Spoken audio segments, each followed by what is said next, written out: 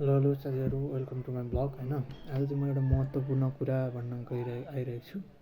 र त्यो एउटा महत्त्वपूर्ण के छ भने यो हाम्रो नेपालमा जुन पेन कार्ड बनाइन्छ नि, पेन कार्ड बनाउँदाखेरि चाहिँ धेरैजसो मान्छेले पैसा तिर्दो रहेछन् कि 200-300 बाहिर पैसा तिरेर बनाउँदो रहेछन्। होइन, अनि पैसा तिरेर बनाएको केसमा किन पैसा तिर्ने कि बिना फकट 200-300 400-300 200सम्मको मलाई थाहा छ, 300 पनि लिन्छन् होला। होइन, नेपाल हो, नेपालमा पाउने गर्छन्, किन पैसा तिर्ने?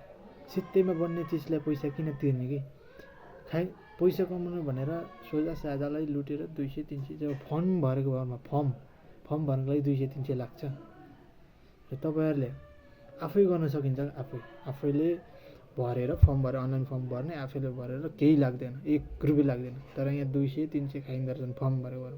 तपाईँहरूले यदि जान्नुहुन्न भने मलाई भन्नुहोस् र कमेन्ट गर्नुहोस्। यो भिडियोलाई सक्दो सेयर गर्नुहोस्, नजानेकालाई कसरी के गर्ने भनेर जानेको छैन।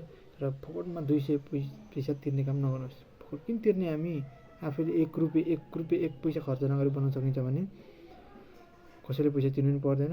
थाहा छैन भने भन्नुहोस्, कमेन्ट गर्नुहोस्। यदि थाहा छैन, तपाईँहरू थाहा छैन, म सिकाइदिनेछु अर्को भिडियोमा। थाहा छ भने ठिकै छ, थाहा छैन भने सबैजना कमेन्ट गर्नुहोस् र सबैलाई सेयर गर्नुहोस्। हस्, धन्यवाद।